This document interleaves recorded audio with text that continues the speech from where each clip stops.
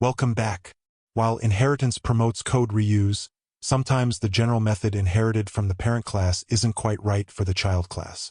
In such cases, the child class can provide its own, specialized implementation of that method. This process is called method overriding.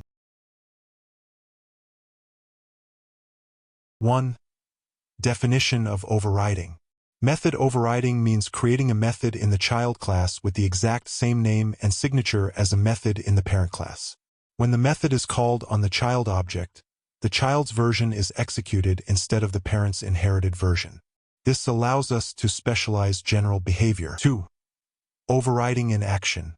We have a parent class, vehicle, with a general move method.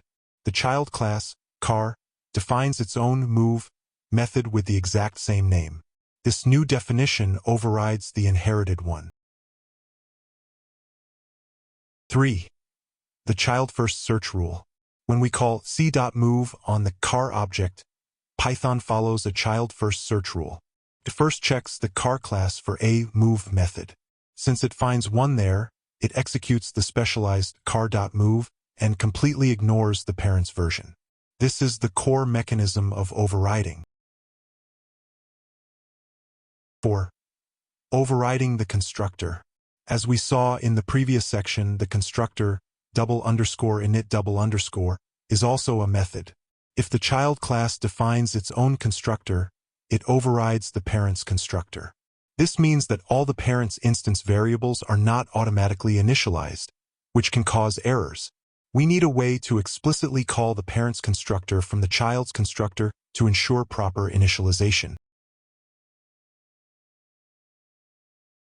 To summarize, overriding allows specialization while keeping the inheritance structure.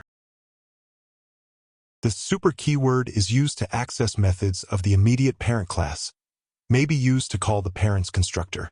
Join me in Lecture 18.05, Using Super. See you there.